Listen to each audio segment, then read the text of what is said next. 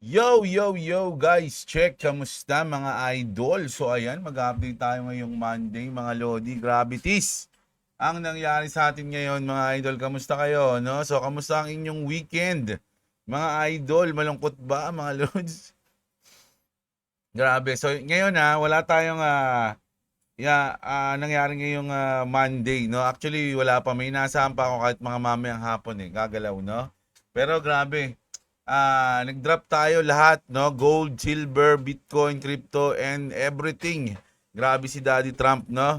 Pero ito, mag-update tayo ngayon, mga Lods, para malaman natin kung ano yung mga nangyayari sa paligid, mga Lods. So bago ang lahat, syempre, alam nyo na, like ang ating video, mga Lods. Sana pagka-click nyo pa lang ng video, like nyo na.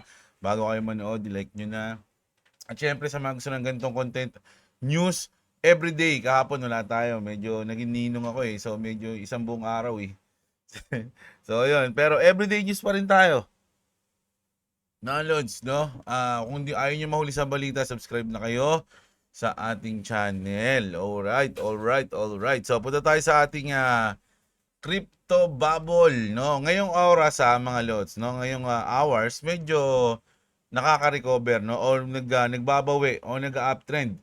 Pero day, medyo negative tayo. Week, ayan, masakit-sakit na. Makikita nyo na yung may mga double digit dyan. Lalo na sa month na hindi naman masyado. Meron lang, no? Maraming, pero meron mga malaki tulad nitong hindi natin alam na coins. Pero sa year, grabe yan, no? 50, 70, 80% sa PI, o H-bar 51, XLM 43. Ang Trump na ay ang coins ng presidente na si Trump 70%, no? Pero ngayong hours dito tayo muna, no? Kasi trader tayo. So sa bawat moment tayo umaasa, no? So ngayong hours medyo nakaka-recover tayo. Pero kung titingnan niyo mga idol, syempre drop tayo mga loads, no? Negative. No. Ayan. So pero parang kamukha niya to, no? Ito, no? Kamukha niya to. Bumaba din, bumaba din. Consolidation, angat, consolidation, angat, consolidation, lipad. Bumaba, consolidation, angat, consolidation, lipad. Ganun siguro mangyayari dyan. Hindi natin alam. Pero sa ano to, sa XRP, kung titignan natin ng gold, bumaba rin mga lods Ang pagkakaalam ko, 4,000 na lang. Di ba nag 5,000 to, mga lodi? Ngayon, 4,000 something na lang siya. 4,373 ang ating gold, mga lods. No, grabe. So, naka 1 day kasi ako.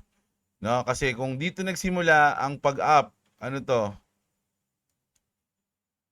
Ayan, dito banda. Anong date niyan? Ito nakikita yung date Pero, nung nag-pump siya, mga idol, ang laki ng binagsak dito banda. No?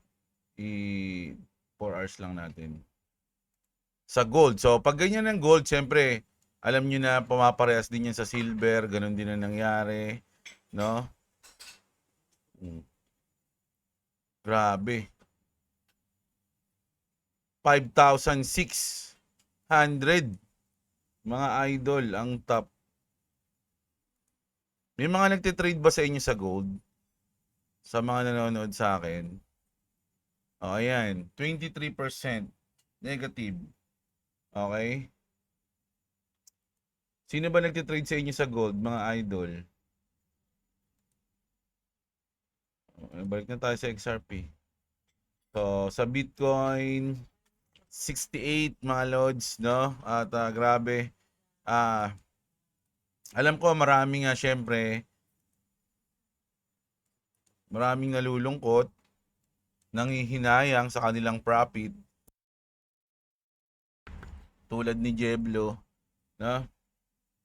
Futures, ba't kasi nasa spot ako? Sorry mga idol, futures. This pattern. Ayan. Ito. So, ayan, ano? So, ayan, no? Kasi, kung titignan nyo mga idol, ito, magiging history to mga Lodi, o magiging history o magiging kabubuhan ni Jeblo. Okay? So, isa tong matinding matinding trade. Okay? So, ang position natin, nandito tayo sa 1.2. Okay, 1.2. Kung papansinin nyo, ang aking, kasi $40 lang yan eh, mga lods eh. Yung aking margin, o yung capital ko, $40. Okay? So, nag-up siya, pumalo siya, umabot siya ng 1.6. Okay? Sa posisyon na yan, ang profit ko na is 20,000. 20,000 pesos. Pero syempre, okay lang. No? Kumbaga sabi ko, ano to, laban tong trade na to. Kaya ang nilak profit ko lang is $40 lang din. Kung ano yung puhunan ko na $40, ayun lang din yung lock profit ko. So kapag binalikan niya yan, panalo pa rin ako ng 100%, no, na $40. Pero syempre, kung ikaw nga naman, syempre manghinayang ka, ang laki-laki na ng panalo mo, 20,000 na. No, so sa akin, kaya nga pwede niyo akong tawaging baliw, panis. Pero kapag eto, mga idol, no? Hindi na inabot, no? At ito ay lumipad na, no, papunta ng kung saan man. Oh, 'di ba? Sabihin niyo genius. Oh, pero hindi man genius eh. Katangahan talaga 'yan. Pero chamba ang tawag diyan. Kapag gumanon 'yan, no? Pero sa akin okay lang 'yan. Tamaan luck profit ko 100% ang aking panalo, no? Ganun 'yan po, no? Medyo dito kasi parang nagiging sugalord na talaga tayo dito. Kumbaga risk na talaga 'to, eh, mga lods eh. Kasi pwede talagang balikan 'yan, which is hindi naman tayo talo. Pero marami lang sayang, no? Nung tandaan nyo nung nandito tayo noon, no, nung nasa ano tayo, uy, 10,000 na yan, ganito ganyan, i-profit mo na. Hindi ko pin-profit, di ba? Tapos umabot ng 15, uy, i-profit mo na, hindi ko pin-profit. Umabot ng 20, hindi ko pin-profit. Isa to sa mga wrong, wrong strategy. Huwag niyong gagayahin. Profit is profit. Dapat wag take profit kayo. Kumbaga ano lang to, experiment. Mag-experiment lang ako sa sarili ko lang to, wag niyong gayahin, no? So kung tayo tamaan, goods, okay lang, may pang-position tayo ulit, no? Pero kung hindi na siya tamaan at lumipad na siya, so medyo ang ganda ng experiment na nangyari, no? Kumbaga, marami akong matututunan diyan kapag ganun yung nangyari, mga lods, no? So may bayad kasi parang sabi nga nila tuition yun eh. Tuition yung pagti-trade kapag nag-aaral ka mag-trade. Marami kang babayarang tuition. Ayun yung mga talo mo. So dito, may experiment tayo. So kapag ito tinamaan, manalo pa rin. Pero malaki yung nawala. Pero kung ito lumipad, kumbaga worth it yung mga time na pinigil mong mag-take profit. No? Hindi ako mag-take profit kasi ini-expect ko tataas yan. No? Ganun. Magiging worth it yun. Tatama ka sa hula mo. Pero kung hindi mo siya kinuha, yun, ang mahal ng lesson learned. Okay? Ayun yan, experiment natin yan mga idol. Sabayan nyo ako dyan sa experiment. Pero yung trade ko, huwag nyo sabayan. Huwag nyo sabayan, okay? So, ito na. Mag-genius na tayo ng, kumbaga, may toll gate na pala sa Strait of Hormuz. Sabi ni, sino ba yung nagtag sa akin? Si idol? Si Kebs. Ayan, sabi ni Kebs. May tinag sa akin si Kebs eh. Dali lang. Tignan ko lang itong tinag ni Dams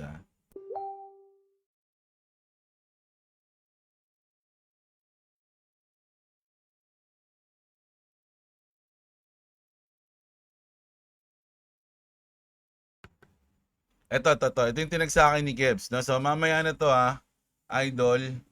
No? Ayan. Dito muna tayo sa Strait of Hormuz. Okay, ito na. So ito sabi dito mga Lodi, Iran is moving to charge up to 2 million per tanker. Dollars to mga Lodi, $2 million per tanker to pass through the Strait of Hormuz. Sabi dito, the world's most critical oil route now at toll gate na. Bago ka makadaan may bayad. Ibig sabihin, kukuha na ng pondo ng ano to. Ito na yung magiging isa sa mga reason para magkaroon ng pondo ang Iran. Kasi nung una nabasa ko mga idol nung una 1 million.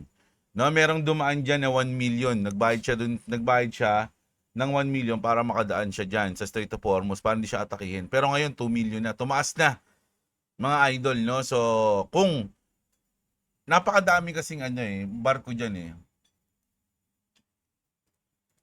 Tanong natin ilan pala? Tagal na lang. Ilan ang mga na stranded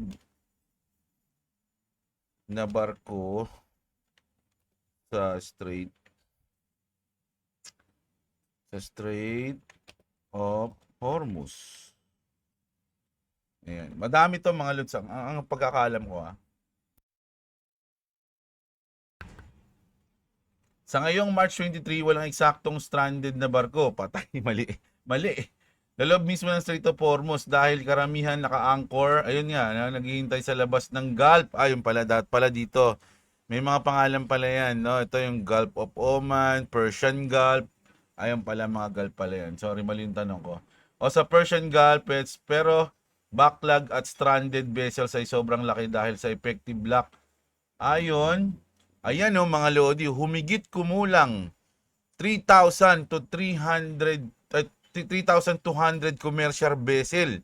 Kabilang ang tankers, bulk carriers, so napakadami niyan. Mga idol, no. Kung lahat 'yan sisingilin, no, ng Iran sa pagdaan sa Strait of Hormuz, mga idol, sabihin na natin na lang, kalahati na lang, 1,500. Times 2 million dollars. Yan, di magiging 3 billion. Di ba? Kikita sila ng 3 billion. Sa kalahati pa lang yun, mga lodi. So, ginawa na nila tong income. Okay? Pero syempre, papayag ba yung US dyan? Papayag ba si Trump dyan? Pero sa ngayon, ganito yung kalakaran. Bago ka tumawid dyan, kailangan magbayad ng $2 million. Okay? Kung ano ka man, kung oil tanker ka man o sa ibang tank na mga trigo, basta hindi lang kasi oil yung dumadaan dyan eh. Okay? So yan, may bayad, no? Sabi dito ni George, no? This is already hitting Asian market right now. So ramdam na natin yung nangyayari dyan. At medyo hindi lang ramdam. Ramdam na ramdam, no? Nagkakaroon na tayo ng crisis na nga eh. Kumbaga, nung nakaraan kasi mga lodi, merong yung mga binibigyan ng ayuda. Alam niyo naman sa Pilipinas, mga idol, hindi naman sa nilalahat, pero imbis na ang makakuha is yung mga tamang tao para sa ayuda, namimili yung mga nagbibigay ng ayuda. Di umano, sabi, no? So, halos yung mga nangangailangan, wala din, hindi rin nila nakukuha yung para sa kanila. So, nagkakagulo, kumbaga, no? Stocks down across the region. Oil above $100. Shipping flows slowing.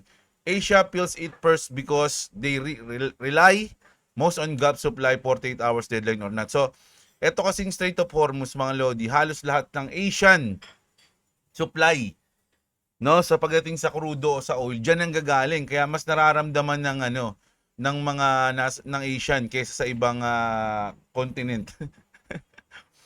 The disruption is already real, sabi rito. Now the question is what happened when Trump's clocks run out. So ito na nga, mga idol, no? Sinabi ni Trump, mga lodi, no? Ano ba yan? Ito tayo, dito muna tayo bago yung isa. President Trump says, we're about to find out what happens if Iran does not open the Strait of Hormuz within the next 27 hours. Ayan. 27 hours. Kailan to pinost? March 23. Ngayon to pala, mga idol. So, 5 a.m. So, hanggang bukas o hanggang next day. No? O the day after tomorrow. Mga idol, malalaman natin. Sabi kasi ni Trump, Trump is keeping his word on this one. The regime is set to go full blackout mode. Grabe. We're about halfway into the president deadline for that ultimatum to Iran about to Strait of Hormuz, no? Kumbaga, ang gusto kasi ni Trump, buksan mo 'yan. No? Kailangan mong buksan. Kung hindi, lagot ka. The president wrote, if Iran doesn't fully open without threat, the Strait of Hormuz within 48 hours from this exact point in time, the United States of America will hit and obliterate their various power plants starting with the biggest one first. No, kasi ang banta ni Trump 48 hours. So nasa kalahati na pala tayo. So 27 hours na lang. Yan. Iran's Speaker of Parliament responded immediately after that happens. The critical infrastructure, energy infrastructure, and oil facilities through the region will be considered legitimate targets and destroyed in an irreversible manner. So pag ano na, hindi nyo na maayos, kumbaga talagang durog na. Ayun yung sinabi ni Trump. So, ngayon, nakakasingil pa siya ng 2 million, pero syempre, kung ikaw yung tatawid, di na muna ako tatawid. Bakit ako magbabayad ng 2 million? Eh, babakbakan na ni Trump yan. Pinipilit niya nang buksan niya yan eh. Di ba? Hintayin ko na lang na magbukas kaysa magbayad ako ng 2 million. O, yung sinabi. O, tapos dito naman, mga Lodi, dahil nga naapektuhan na, marami nang naapektuhan, US is building a global coalition around the Hormuz. No? UN Representative Mike Waltz says the US may act with force if needed but allies are now stepping in. Kumbaga sabi, pwede namang maging marahas na yung US, pero merong mga allies, no, na tutulong na ngayon, no? Hindi na kailangan masyadong magalit yung US, sabi. Europe, ano yung Italy, Germany, France is committing support.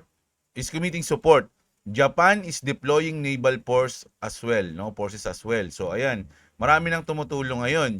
The Strait of Hormuz moves 20% of global oil, lalong-lalo na sa Asia, with most flows heading to Europe and Asia. O ayan ha.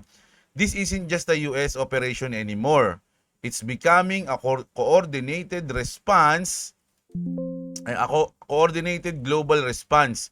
Energy flows, inflation, and markets are all tied to this, mga idol, no? So mukhang sa mga susunod na araw magkakaroon tayo ng allied forces attacking something, Iran. O helping, no, sa Strait of Hormuz, mga idol. Magkakaroon na tayo ng group hug sa mga allies, mga Lodi. Hintayin natin 'yan. So 27 hours na lang eh. 'di ba? Kapag di pa binuksan niya ng Iran, kaya lang sa tingin ko hindi nila bubuksan 'yan. Mga Lods, no? Ako sa tingin ko yung banta ni Trump, kahit na seryoso si Trump, kahit na marami siyang allies na papunta, hindi bubuksan ng Iran 'yan. Tetestingin nila pa rin kung ano yung pinaghandaan nila diyan, mga idol. Sabi ko nga, mga Lodi, yung Strait of Hormuz, mga Lodi, ito yung Iran, no? Ito yung Iran, mga idol. Ayan, Iran yan. Itong buong yan, mga Lodi, Iran yan. Hindi Iran yan, ha? Iran. Iran na bansa. Ngayon, bago mabuksan yan, kunyari, dito galing yung US. Diba? Tapos papasok ka dito. Aalalayan mo yung mga tatawid. Yan, mga idol. Para kayong nasa bibig ng pating. Para kayong dumaan sa sa pinto nila. Oy, mga chupul, dadaan kayo doon. 'di ba? So, medyo yung strategic na location, mas lamang yung Iran, mga Lodi. So, siguro hindi sila matatakot. Sige, subukan nyo. Gaganon lang sila dyan. Dadaan kayo, pipilitin nyo. Subukan nyo. Diba? Para magkaalaman tayo. Gaganon yan, mga Lodi. So, malalaman natin, mga idol, ano mangyayari. Kasi dito, kung dito ang bakbakan sa mismong Strait of Hormuz, lamang na lamang yung Iran dyan. No? Ngayon, kung sasabak man yung Europe dyan, kasama yung Japan, USA, and then, syempre, ituturing na agad ng Iran na, oy, kalaban tong mga to. So, may mamatay sa Europe, may mamatay sa Japan, papayag ba yung bansa na ganun? No? Namatay na yung mga natin doon. No? Follow up na, so magkakagulo niya, mga Lodi. So, ang pinakamagandang magawa nila dyan is lahat ng mga importanteng military base dito sa banda sa Iran, mabakbakan nila. Kaya lang kasi, ang problema dyan, mga idol, merong mga blind spot dyan, mga Lodi, na hindi na mga sikretong pwedeng paglabasan ng mga missile o ng mga rocket, mga Lodi. Ayun yung hindi alam ng mga kalaban o ng kalaban ng Iran. So, dun sila magugulat ngayon, mga idol. So kung makuha man nila yon, may sakripisyo talaga diyan, mga idol. So mahirap 'yan. Depende sa galing ng US 'yan, mga lodi, o ng iba pang bansa. Doon natin malalaman 'yan, mga idol. Pero sa tingin ko, yung 48 hours na banta ni Trump, hindi yun mangyayari. Hindi yan ibibigay ng Iran, mga lodi. Lamang na lamang sila diyan, oh. Kumbaga, maglalaban kayo sa sa kanilang home court, mga lods, no? O ano man sabi niyo diyan, mga idol? Mukhang tatagal pa to, mga lodi. Pero sana mali ako. Ganun. Ganun lang naman yun, eh. So ito na, punta na tayo sa crypto natin, mga idol. The artist. Ayan na, the art. Ito yung art to. And the artist, Jim Cramer. Kasi natatandaan nyo to? Yung pinost niya ni Jim Cramer. Very oversold, mga lodi. After nyan, boom, boom, boom, boom. Boom, boom pow na. Mga idol, ang nangyari. Grabe si Jim Cramer, no? Isa siyang alamat. Pero ang very overbought yan, pwede pa, pataas tayo. Kaya lang, wala eh. Mga idol eh. So, nako, maraming galit dyan kay Jim Cramer dahil sa kanyang kapangyarihang inverse, na siya ang nakakain ng prutas na inverse fruit. Kaya lahat ng sabihin niya ay nagkakabaliktad, mga idol. Grabe naman yan. So ito na, punta tayo sa crypto natin, update tayo sa Clarity Act natin. Trump wins over Clarity Act debate. A few days ago, JP Morgan CEO claimed that stablecoin yield companies should be regulated like banks. No, ano ba yung mga stablecoin companies, di ba?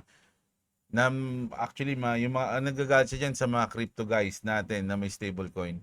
Despite operating very differently, this led President Trump frustrated by pushback from banks to post that, no, nag-post si Daddy, ito yung post niya. The banks should not be trying to undercut the Genius Act or hold the Clarity Act hostage. Ayun yung sinabi ni Daddy. Now that a deal has reportedly been reached by lawmakers over the Clarity Act, it seems that Trump has got his way up on the matter. So napansin niya na to. Siguro habang busy siya sa mga gera-gera, bigla niyang natanong, kamusta na nga pala yung Clarity? Ay, nila, ng bangko. Ano? Tayo nila, hindi pwede yan. Ganun, napansin na. So, hintayin natin kung ano magiging kasunod niyan, mga idol, no? So, ito, nag-post dito mga lodi na parang in-expose daw si Elon Musk. No, SpaceX is a decoy. Ayun yung sabi dito. Eric Weinstein just dropped the wildest truth bomb. You can't get to the stars with chemical rockets. Elon knows this. His real space company isn't SpaceX. It's XAI. It's Grok. Si Grok daw talaga yung pinaka-company niya, hindi yung SpaceX. Black hole logo. Ayun daw yun. Understand universe mission. Musk gave up on corrupt human science, betting everything on AI to crack the physics we've been missing for 50 years.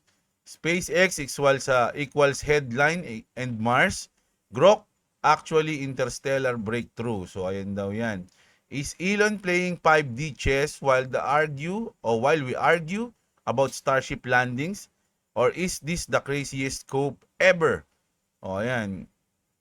O ayan, mga lodi yan. So parang sinasabi dito, mga idol, si Grok talaga yung pinaka-importante, no, kay Elon. Alam nyo, wala namang problema yun para sa akin eh. Kung makakatulong siya, no, at hindi makakagulo o makakasira sa mundo, mga lods.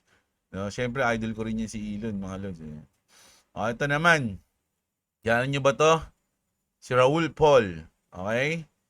Pal pala. Sorry.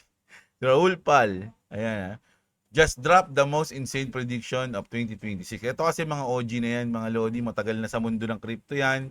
Kasabay na nilang lumaki yung crypto. So, yung mga comment nila, yung mga opinion nila, medyo importante o nagkakatotoo minsan.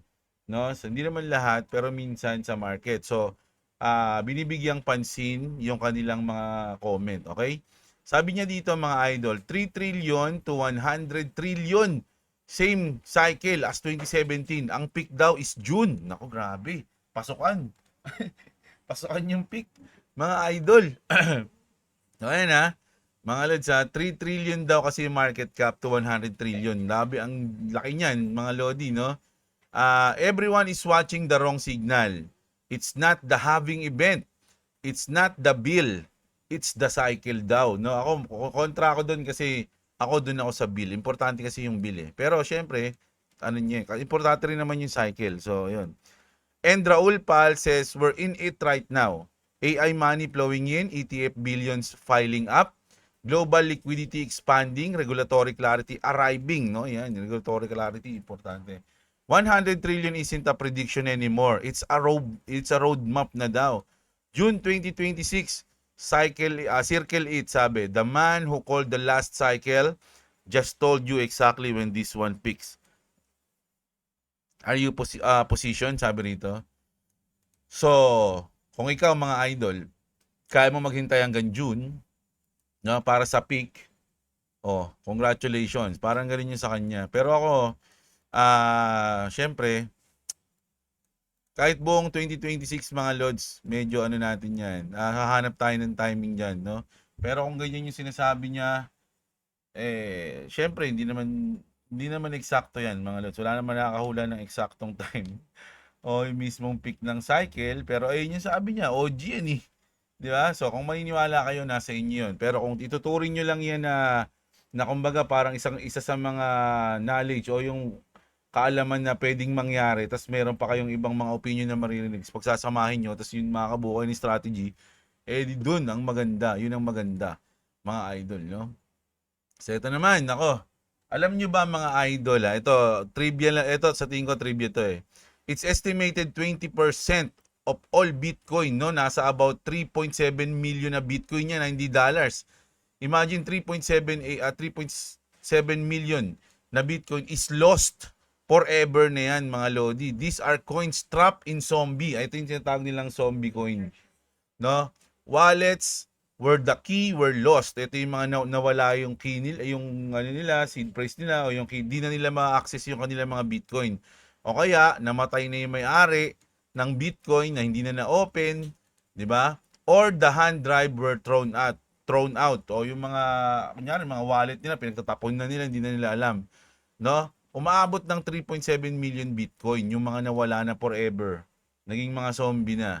No? So, ayan, maganda. Ano yung kumbaga, trivia yan, kaalaman yan. Pero pagdating sa XRP, ganun din. No?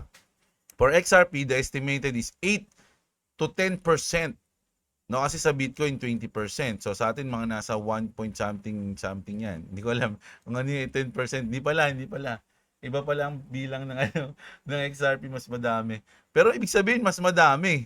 No, kasi 8.10% ng XRP, ang dami nun, 100 billion yung XRP, 21 million lang yung yung Bitcoin eh. Of supply belongs to zombie wallet. So ayun na mga lodi. Napakadami rin palang, no, pala na mga zombie wallet o zombie coins, no, pagdating sa XRP, di ba? Ripple is becoming a judge. Ito yung in-interview ni Jay Clabber. Sa lahat ng may idol kay Jay Clabber na si Boy Prediction, no, meron siyang in-interview si Tillman Holloway, no? Isang main player din yan sa crypto. So sabi niya dito mga idol, Ripple is becoming a juggernaut. The pieces are all there. Ayan sabi. Deep liquidity, XRP holdings, native stablecoin, hidden road, banking license. Building a 24/7 instant settlement exchange targeting treasuries, corporations, and endowments. Hidden road equals broker for the biggest players on the planet. Hidden road isa sa mga importanteng malaking parte, no, at napakaganda na binili ng Ripple mga idol, no? So ayun sabi ni Tim Hallman. So bullish siya. Breaking, Franklin Templeton says real XRP usage could beat the trigger for institution to buy XRP, no? In a new interview with Paul Barron, ito rin yan, si Paul Barron naman nag-interview. Sa ano naman to mga idol sa Franklin Templeton. Siya yung nagsabi, no? Sabi niya, yung head of the digital asset of Franklin Templeton explained how institutional demand or XRP could explore once business actually start using the network in the real world. Sabi dito, when firms start using the network to solve business problem, create efficiencies and more, and move records pala on chain. So, napakaganda nun na mga na use case. That is when they may decide they need to own XRP in their portfolios too. When you start using the network itself to solve business problems for you, maybe you want to own some of that XRP inside of my overall portfolio. This is one of the world's biggest asset managers saying XRP real utility can become the catalyst for real institutional buying, no? Yung mismong utility, no? Hindi umaasa sa ibang mga pinromote ni ganito, binili ni ganyan para tumaas o para lumipad yung coins, hindi. Yung mismong utility niya, no? Ang magpapataas sa kanya. Ayun yung sinabi diyan. Pero ito isa sa mga isa sa mga hindi mamaya na nga ito muna. Yung sintinag sa atin. I've been crying all morning because of the Solana Foundation. They said that blockchain gaming sucks and that's not even the worst part. They built a direct copy of my game. Nako, nagreklamo na to. They literally a meme coin trading card game with collectible cards and rewards. I'm switching chains. Where should I go? No, nag-reply yung Solana. Oh. We hear XRP is a nice time. It's a nice time this it's a nice this time of year. Ayan, mga Lodi, no? Sa Solana namin, sa Solana ba to? May yellow check eh. Oo nga, Solana nga. Talaga siya, pinromote yung XRP. Ayan mga Lodi, no? So, marami nagsasabi, no? Yung game natin. Pero ako, hindi ako naniniwala doon. Mga Lods, no? Kasi yung Ronin network natin gumagana pa at meron pa mga pa-event. So, for me, buhay pa yan. At umaasa ako na hindi sila basta-basta mawawala mga idol. Kasi pinanganak sa bear market yan eh. No? So, sanay na sila dyan. Ito, last natin. Sabi dito ni Bersan, mga idol, let me be very clear about what's happening with crypto legislation right now. What you're watching is not breaking news. The conclusion was always inevitable. The White House and the Senate didn't just suddenly figure this out.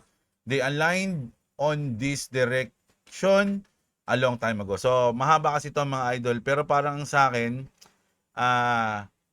hindi to, kumbaga, nakaplano na. Ayun yung sinasabi dito mga Lodi. No? Huwag kayong umasa mga news na malulupit na ganito ganyan.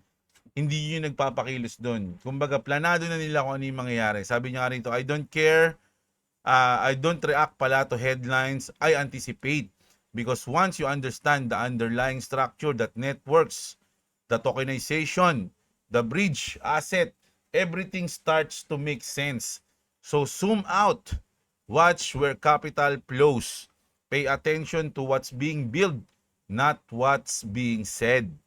This isn't chaos, it's coordination. So lahat daw to is planado, merong blueprint kung paano gagawin. No, wag kayong umasa na wag kayong makinig masyado no sa mga nangyayari sa labas, mga balitang ganyan. Hindi 'yon. Kumbaga ang sundan nyo yung plano, yung mga nangyayari kung ano yung binibuild nila ngayon, yun yung sundan nyo. Kasi ibig sabihin dun papunta 'yun, ha? So ayan, grabe. Mga idol, mamayang gabi mag-news ulit tayo. Syempre alam niyo na yan mga lods. Nabawi ako sa inyo mamayang gabi. Actually last pa na ang over ko pero syempre love ko kayo eh. Okay, so sa mga wala pang crypto exchange dyan, check nyo yung link dyan sa description sa baba ng video natin.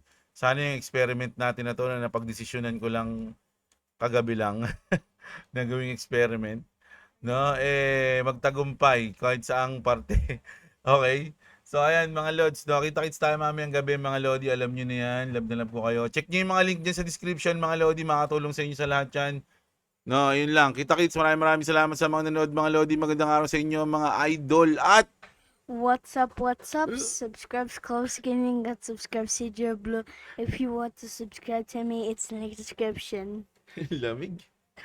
Bye-bye.